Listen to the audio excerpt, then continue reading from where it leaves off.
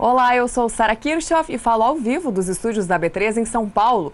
E depois de fechar em queda de 2,5% na última semana, na queda acumulada ao longo da semana, hoje o dólar comercial começou o dia em alta frente ao real. Durante a tarde, ele chegou próximo da estabilidade, chegando a ficar no negativo, mas reverteu os ganhos novamente e terminou o dia no azul hoje. O dólar comercial hoje teve alta também frente a outras moedas, que foi impulsionada depois que o Federal Reserve, Banco Central dos Estados Unidos, disse que durante o ano de 2018 terão 3 aumentos de juros lá nos Estados Unidos e isso, é claro, incentivou aí o mercado, estimulou o mercado, fazendo com que o dólar tivesse um dia mais favorável frente a diversas moedas ao redor do globo. Frente ao real, a valorização do dólar comercial nesta segunda-feira, primeiro dia da semana, foi de 0,12%. E o dólar termina esse dia de hoje aos R$ 3,23 mais 80. Lembrando que na última semana, então, o dólar teve fortes quedas aí frente ao real e no acumulado da semana caiu quase 2,5% frente ao real, como eu já falei antes. Dólar em queda, em alta nesta segunda-feira frente ao real, índice Bovespa também em alta. O principal índice da Bolsa de Valores sobe até este momento, até agora 5h36 da tarde, 0,29% e opera aos 79.303 pontos, consolidando mais uma alta, portanto, no índice Bovespa nesta segunda-feira. Agora o mercado ainda está se movimentando, porque ele fecha logo mais às 6 horas da tarde, mas esse número já indica uma tendência mais uma vez de alta para o principal índice da Bolsa de Valores de São Paulo, que é o índice Bovespa. E uma das empresas que não faz parte do índice Bovespa, mas que chamou a atenção hoje aqui na Bolsa de Valores de São Paulo, foram as ações da Jereissati Participações S.A., que subiram quase 150% nesta segunda-feira. O preço inicial do papel foi de R$ 18,00 e saltou aí para os R$ 49,99, quase R$ 50 o papel, depois dessa alta de 148%.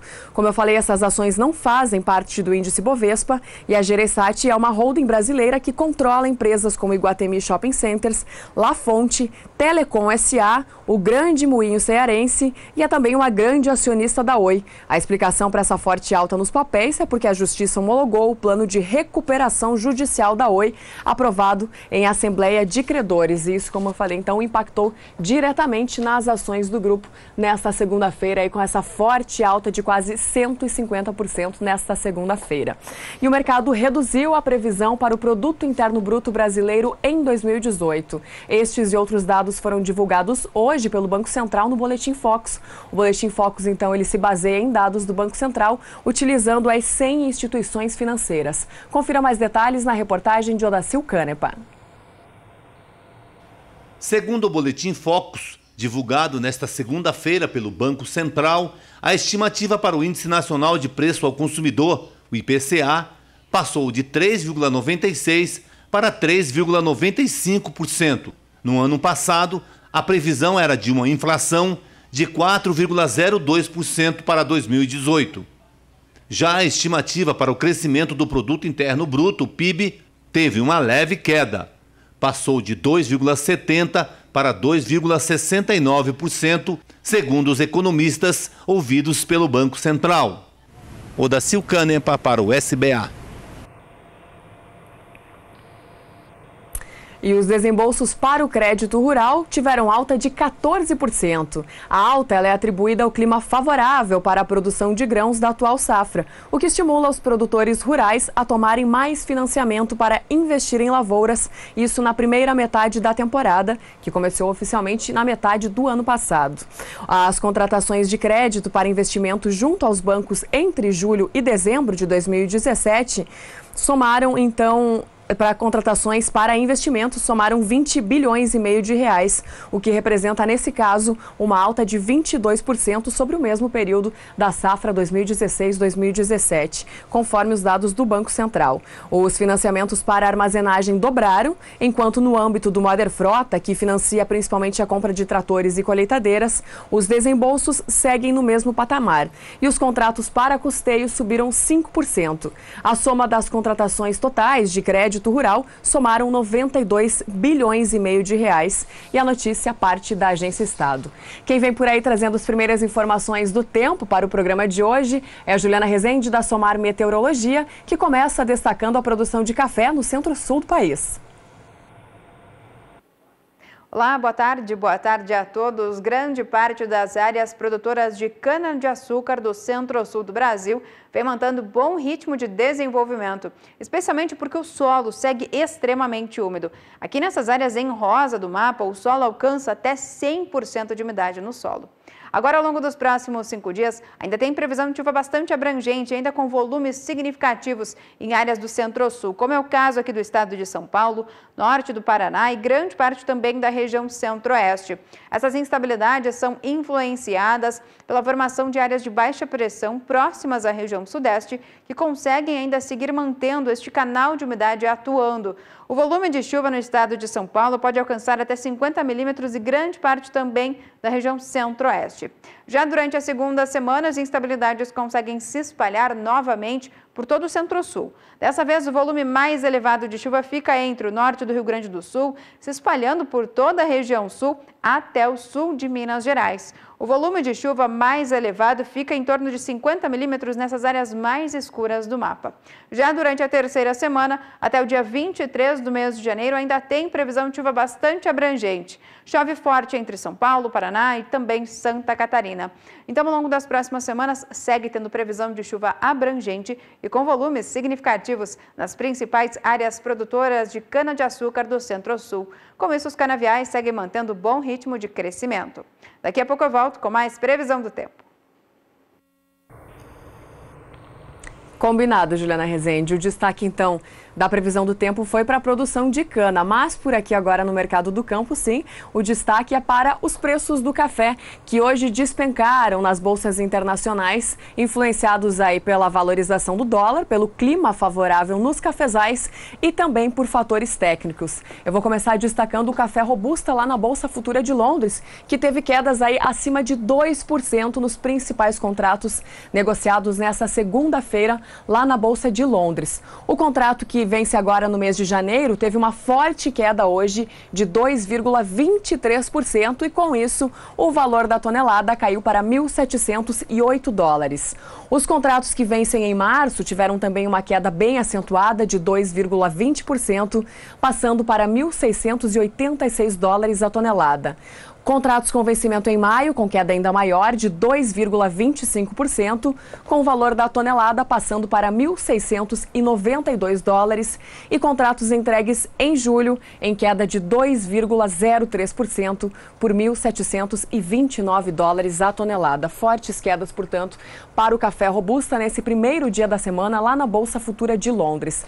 Café arábica na Bolsa de Nova York também com fortes quedas hoje, influenciado aí pela valorização do dólar, pelo clima favorável aqui nos cafezais brasileiros, que é o principal produtor e exportador de café arábica do mundo, e também por fatores técnicos. Os contratos do café arábica que vencem em março deste ano caíram mais de 2,5% nesta segunda-feira, passando para $1,25 por libra-peso, o contrato de março nos últimos negócios. Contratos entregues em maio em queda de 2,48%, também quase 2,5%, uma forte queda para o contrato de maio, que com essa desvalorização caiu para $1,27 por libra-peso. Já os contratos entregues em julho de 2018 ficaram em $1,29 por libra-peso, enquanto os contratos entregues em setembro, mês referência no mercado do café, aparecem por $1,32 por libra-peso. E o café BMF Bovespa, negociado aqui na B3 em São Paulo, teve quedas ainda mais acentuadas, como a gente acompanha aqui no painel. Os contratos entregues em março caíram 3,25% nesta segunda-feira aqui na Bolsa de Valores de São Paulo. No ajuste anterior, o valor da saca aparecia por $163,05. Com essa queda acentuada, então, foi para $157,75 o valor da saca, caindo mais $1 nos últimos negócios. Contratos entregues em maio deste ano em queda acima de 13,5%, 3,61% é a queda para o contrato que vence em maio. Na sexta-feira, o valor da saca para o mês de maio aparecia em $160,85, então com essa forte queda hoje foi para $155,05 a saca. Já os contratos entregues em julho tiveram uma queda ainda maior de 3,69%, com o valor da saca passando de $157,10 para $151,30 no ajuste atual. E os contratos entregues em setembro, mês referência no mercado do café, tiveram uma queda menor do que os contratos anteriores, mas ainda assim uma queda bem acentuada também de 2,65%. Na sexta-feira, o valor da saca para o contrato entregue em setembro aparecia por $162,05 e hoje então saltou lá para baixo, $157,75, caindo ainda mais $1 nos últimos negócios. Um dia de perdas importantes para os futuros do café, como a gente viu aqui, tanto café robusta na Bolsa de Londres, quanto café arábica em Nova York e também café BMF Bovespa negociado aqui na B3 em São Paulo. E você vai ver depois do intervalo que o Brasil está autorizado a voltar a exportar limão para a União Europeia. Nós já voltamos. Mercado do Campo está de volta e com uma informação importante. O Brasil está autorizado a retomar as exportações de limão Tahiti para a União Europeia. A notícia foi divulgada hoje pelo secretário da Agricultura do Estado de São Paulo, Arnaldo Jardim, em primeira mão para o Canal do Boi. Ele conversou aqui na Bolsa de Valores de São Paulo com o jornalista Walter Pulga Júnior na tarde de hoje, então. As embarcações para a União Europeia foram barradas em 2016, depois que frutas brasileiras chegaram ao destino com a chamada doença cancro cítrico, que já não existe mais em países europeus. Vamos acompanhar a entrevista. Secretário, obrigado mais uma vez por ter participado dos nossos programas aqui no Canal do Boi. Vamos falar de um assunto que preocupa muito o produtor rural de São Paulo ligado à produção de laranja, ao citricultor, mas também ao governo do estado, aos técnicos, que é a citricultura. O greening, nós conseguimos controlar o greening? Primeiro, uma alegria muito grande, Guga, estar com você, estar aqui no Canal do Boi, hoje falando desta outra atividade produtiva tão importante para São Paulo, tão importante para o Brasil. Em 2017, mais uma vez, o setor da citricultura foi um dos grandes responsáveis pelo saldo positivo da balança comercial do Brasil. E de uma forma também definitiva, nos consolidou. A São Paulo, que é o maior estado e concentra a grande produção de laranja e de citros do Brasil, mas também consolidou o Brasil como maior exportador de suco de laranja. Do suco de laranja exportado que nós temos no mundo, Guga, de cada 10 copos que são consumidos, 7 são exportados pelo Brasil e particularmente pelo estado de São Paulo. Pra você ter uma ideia de comparativos, eu sei que outro dia você bateu um papo aqui no seu programa com o pessoal da Fundecitos, que são craques nisso, mas a safra de laranja que nós colhemos o ano passado aqui no estado de São Paulo e no Triângulo Mineiro, estou somando ali, deu um total de 364 milhões de caixas de laranja. Para você ter um comparativo, porque o número é muito grande, mas a gente fala, mas esse número é grande, e como é que você mensura isso? A Flórida, que é o grande estado americano, está colhendo na mesma safra 70 milhões de caixas. Então, o estado de São Paulo, junto com o Triângulo Mineiro, colhem 5 vezes mais do que a Flórida, que é o grande estado produtor americano. Então, isso é importante. Nós tivemos uma diminuição da área plantada de laranja em São Paulo e aumentamos a produção. Essa safra do ano passado, 2017, é uma safra 10% maior em relação à média dos 10 últimos anos do estado de São Paulo, e com uma área menor, porque nós tivemos um grande aumento de produtividade do nosso pomar citrícola do estado de São Paulo. Ele tem duas características hoje. Na região tradicional, mais central do estado, ali no entorno de Araraquara, Matão, Bebedouro, que foi a grande região produtora, nós continuamos muito produzindo citros de mesa, tá certo? E temos ali, isso se expandindo até Botucatu. E na região sudoeste, quando você chega ali para o lado de Avaré, Itapetininga, Itapeva, ali um outro perfil, que são as unidades de maior extensão da laranja voltado à indústria, tá certo? E por uma peculiaridade, porque pelo fato de estar mais próximo do Paraná, temperaturas mais amenas, onde a incidência do greening é menor. Mas o greening continua nos preocupando. Duas pragas que ainda não conseguimos avançar. Nós tivemos um grande avanço sobre a amarelinha, pinta negra, isso aí foram pragas que nós conseguimos hoje, de alguma forma, controlar. Mas o cancro cítrico é um problema. Com isso, nós, a partir do ano passado, estabelecemos uma nova sistemática de controle sanitário. Chama-se Sistema de Mitigação de Risco. Foi proposto por nós em termos nacionais, foi acatado pelo Ministério, se transformou numa norma. Eu andei o estado de São Paulo ano passado, todinho, todas as regiões produtoras, nos reunimos com a Fundecitrus, a Socitrus, e estamos implementando essa mudança. É uma mudança cultural. Tem sempre uma dificuldade, eu sei que tem desafios no que diz respeito a isso, nós mudamos há um prazo para isso, estamos discutindo algumas regras, mas há uma mudança importante para o sistema de mitigação de risco, no caso do cancro cítrico. No caso do greening. E esse caso é grave, porque já dizimou plantações na Ásia, nos Estados Unidos. É verdade. Você tem toda a razão. Ele foi fundamental para mudar o panorama. E fazer, por exemplo, com que a Flórida, eu falei agora da colheita de 70 milhões de caixas, a Flórida já chegou a colher mais de 200 milhões. E o greening hoje lá está atingindo 80% dos pomares da Flórida, e ele é decisivo para essa despencar que teve da produtividade agrícola lá. Aqui há novas formas de manejo que estão sendo capazes de segurar isso, há uma disseminação de informações. Nós estamos fazendo uma campanha junto com entidades, quero aproveitar aqui o espaço do Canal do Boi, do seu programa, que é tão bem visto, que depois repercute, para pedir cuidados redobrados no que diz respeito ao cuidado com relação ao greening. E estamos investindo também na vertente de pesquisa. A Fundecitrus faz um esforço importante de pesquisa, a FAPESP, órgão do governo do estado, tem financiado, tem estimulado pesquisas na área de controle do greening e do cancro também, mas de controle especificamente do greening. Nós mantivemos como prioridade o nosso Centro de Citricultura, Silvio Moreira, que é o detentor do maior banco de germoplasma de citros do país, um dos maiores do mundo, tem engajamento no que diz respeito a essa questão também. Então, aí é vigilância, difusão de manejos, novas tecnologias. Há inclusive uma coisa muito promissora no plano da biotecnologia, que eu estou muito feliz com relação a avanços que estão sendo.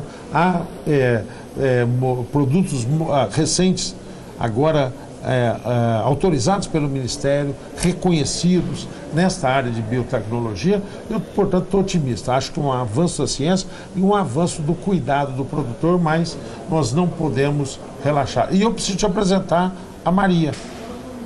Quero um dia te apresentar a Maria. Quem é a Maria? Você não conhece a Maria? Não conheço a Maria. Você está cometendo um grave erro de não conhecer a Maria. A Maria, desculpa a brincadeira e fazer isso com você, mas é um carinho a vocês. A Maria é a nova variedade desenvolvida pelo nosso Instituto de Citricultura. É a primeira registrada do ponto de vista de uma nova variedade de citros, totalmente desenvolvida no Brasil do ponto de vista de pesquisa. Nós já tivemos vários avanços, mas a Maria é um salto de qualidade. É uma fruta de alta produtividade comprovada, de maior resistência ao cancro e ao greening, portanto, muito promissora a Maria. Tá certo? Essa nova variedade, que um dia eu queria convidá-lo, inclusive, para visitar o nosso Centro de Citricultura e você ver ali o que nós estamos fazendo de pesquisa e ver essa coisa que nos orgulha muito. A Maria, que eu acho que vai ter um papel muito decisivo no que diz respeito à nossa citricultura. Aproveitar que você está me dando um espaço para dar boas notícias, festejar um fato também que está saindo do forno, hein? Isso, nós estamos aqui conversando nesse início, particularmente de 2018, nós, o ano passado, ficamos muito preocupados, meados do ano, porque nós estamos tendo um crescimento muito grande da exportação de limão, muito grande, importante. Há uma região produtora ali entre Catanduva e Novo Horizonte, ali em Urupês, naquela adjacência ali, Cajobi, São regiões muito importantes ali que nós temos e nós tivemos um problema. A comunidade europeia detectou em limões exportados nossos a presença de um defensivo, fez um questionamento sobre os cuidados de sanidade. Recebemos em outubro, por uma longa visita, uma delegação da comunidade europeia que veio verificar as nossas formas de controle, cuidados com relação à sanidade. Nós precisamos de usar defensivos, nós precisamos de usar agroquímico, mas nós queremos usar sempre com muito cuidado para que nenhum tipo de comprometimento haja da fruta, haja do ponto de vista da saudabilidade dos alimentos. E aí essa vistoria, vamos chamar assim, essa auditoria se completou e eu estou aproveitando o seu programa para anunciar aqui em primeira mão que, ok, foi atestado e comprovado o nosso sistema de vigilância e nós estamos autorizados aí a manter essas importantes exportações de limão para a comunidade europeia. Bom, você acaba de ouvir o secretário de Agricultura de São Paulo com essa novidade que acaba de sair no início deste ano. Os europeus voltam a comprar e a liberar a entrada de citros lá na Europa, notadamente limão, né? Isso mesmo. É um volume muito significativo, está crescendo a nossa exportação e com essa chancela os horizontes se ampliam ainda mais. Bom, agradeço mais uma vez a presença do secretário de Agricultura do Governo do Estado de São Paulo, Arnaldo Jardim. Obrigado, secretário. Muito obrigado mais uma vez. Um abraço a você, Hugo. Muito obrigado a todos. Vamos encerrando a entrevista, voltamos ao programa. Uma boa notícia para o setor, hein? E ainda falando no mercado de citros ou de cítricos, enquanto o preço da laranja indústria começou o ano em queda no acumulado do mês de janeiro, no indicador CPEA, o preço da laranja in natura começou o ano em alta. No último levantamento da laranja indústria do CPEA para o mercado físico, o preço da caixa de 40 quilos de 800 gramas aparece por R$ 18,40. No levantamento diário, como a gente pode ver, a comparação não teve nenhuma variação, mas no acumulado do mês de janeiro, laranja indústria tem queda de quase 1,5%, segundo o levantamento do indicador CPEA. E como eu falei, laranja pera in natura começou o ano em alta no indicador CPEA. O preço da caixa de 40 quilos e 800 gramas aparece, segundo o último levantamento, que foi feito na noite de sexta-feira, por R$ 19,23. No acumulado do mês de janeiro, o preço para a laranja pera in natura no indicador CPEA, o Centro de Estudos Avançados em Economia Aplicado, a alta é de 0,79%. E o suco de laranja na Bolsa Futura de Nova York teve um dia de alta hoje, com exceção ao contrato de janeiro, que tem queda de 0,61% nesta segunda-feira, passando para $1,38 por libra-peso nos últimos negócios. Porque os contratos entregues em março, maio e julho aparecem em alta. Os contratos entregues em março subiram quase 0,5% nesta segunda-feira, passando para $1,38 por libra-peso nos últimos negócios. Contratos entregues em maio em alta de 0,65%, passando para $1,39 por libra-peso. E os contratos entregues em julho subiram 0,57%, ficando em $1,40 por libra-peso. Um dia positivo para os futuros do suco de laranja lá na Bolsa de Nova York. Lembrando que o Brasil é um importante exportador de suco de laranja para o mundo. E o mercado do campo faz um rápido intervalo. Daqui a pouquinho a gente volta com os fechamentos do trigo, da soja e do milho para esta segunda-feira, primeiro dia da semana, e também com a previsão do tempo para o centro-norte do país. Não saia daí. O Mercado do Campo está de volta, trazendo os fechamentos do trigo, tanto no mercado físico quanto no mercado futuro. Eu vou começar com o trigo tipo pão ou melhorador no mercado físico, de acordo com o indicador CPEA para o estado do Paraná. Por lá, o valor da saca, que no dia 4 de janeiro estava em 660, da saca não, da tonelada, estava em R$ 662,40. No último levantamento, na última sexta-feira, teve uma queda de 0,76%, caindo para R$ 657,39 a tonelada do trigo tipo pão ou trigo melhorador lá no estado do Paraná. E no acumulado do mês de janeiro, nos 4 primeiros dias úteis do ano, o trigo lá do Paraná tem queda de quase 2,5% no indicador CPEA, o Centro de Estudos Avançados em Economia Aplicada. E o trigo tipo O trigo brando, no estado do Rio Grande do Sul, teve alta no último levantamento do CPEA. O valor da saca, o valor da tonelada, de novo, passou de R$ 574,66 para R$ 583,31. Uma alta no levantamento diário, mas no acumulado do mês, o trigo tipo brando lá no Rio Grande do Sul tem uma queda aí de 1,5% também em janeiro deste ano. Não, uma queda de 0,79%, desculpa, no acumulado do mês de janeiro deste ano. E no mercado futuro, o trigo teve um dia de queda hoje também lá na Bolsa de Chicago. Os contratos entregues em março tiveram uma desvalorização de 0,69% e nos últimos negócios ficaram em $4,27 o bushel. Já os contratos entregues em maio caíram 0,5% nesta segunda-feira, primeiro dia da semana, passando para $4,40 o bushel. Contratos entregues em julho em queda de 0,60%. Ficando em $4,53 o bushel, e contratos entregues em setembro deste ano, queda de 0,63%, $4,66 o bushel é o indicador para os meses de setembro, nos últimos negócios no trigo lá na Bolsa de Chicago. O trigo começando o ano, portanto, em queda, tanto no mercado físico quanto também no mercado futuro. E quem vem por aí trazendo mais previsão do tempo é a Juliana Rezende, que destaca agora as pastagens do centro-norte do Brasil. As lavouras de soja da metade norte do Brasil seguem em desenvolvimento, especialmente na região do Mato Piba. Agora, a disponibilidade hídrica do solo ainda segue um pouco mais elevada aqui nessas áreas do Mato Piba, entre Tocantins, sul do Maranhão, sul do Piauí até o extremo oeste da Bahia. A umidade do solo ainda segue mais elevada, em torno de 80%. Nos próximos 5 dias, ainda tem previsão de chuva nessas áreas, só que o volume de chuva não deve ser tão elevado aqui no extremo oeste da Bahia até o sul do Piauí. Entre o Tocantins e o Maranhão é onde a chuva ganha um pouco mais de intensidade. E aí o volume de chuva também deve ser bastante expressivo, em torno de 50 milímetros. Já durante a segunda semana, entre os dias 14 até o dia 18, as instabilidades perdem um pouco mais de intensidade. No Tocantins é onde o volume de chuva deve ser um pouco mais elevado e as pancadas acabam sendo cada vez mais frequentes. Agora, nas demais áreas, como no interior do Nordeste, previsão de pancadas cada vez mais fracas e com acumulados menores. Durante a terceira semana, mais para o final do mês de janeiro, até o dia 23, as instabilidades agora na região do Mato Piba perdem cada vez mais força e as pancadas se tornam mais irregulares, ou seja, tem predomínio de tempo mais seco, com algumas pancadas de maneira bastante isoladas. Então, ao longo das próximas semanas, algumas áreas produtoras de soja da região do Mato Piba pode acabar até diminuindo um pouco mais a disponibilidade hídrica do solo, ainda não de forma muito expressiva. Isto porque, apesar das chuvas perderem um pouco mais de intensidade, essas instabilidades ainda seguem ocorrendo, mesmo com essas chuvas mais fracas, o que deve conseguir manter o solo com condições hídricas suficientes para manter a soja com bom desenvolvimento. Hoje eu encerro por aqui a minha participação. Até mais! Até mais, Juliana Rezende.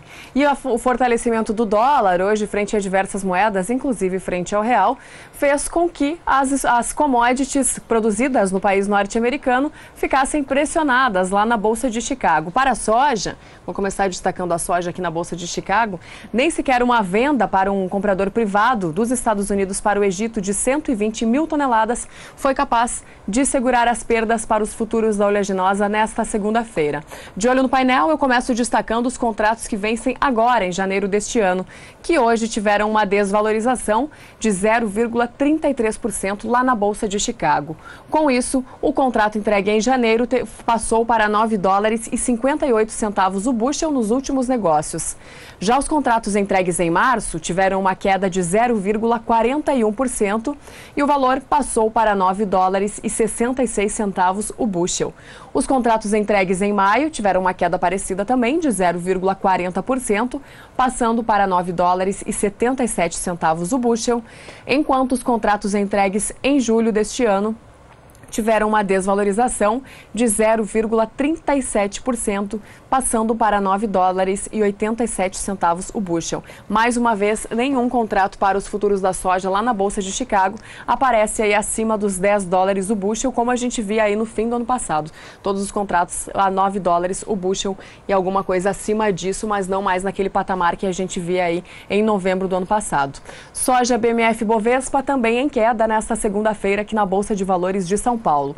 Os contratos entregues em março tiveram uma desvalorização de 0,38%. Temos o ajuste atual, onde ele aparecia por $21,33 a saca, e temos o valor nos últimos negócios de $21,25 a saca. Já os contratos entregues em maio tiveram uma queda de 0,42%. No ajuste anterior, o valor da saca vinha em $21,57 e nos últimos negócios aparecem aí por $21,48. Não temos o ajuste atual.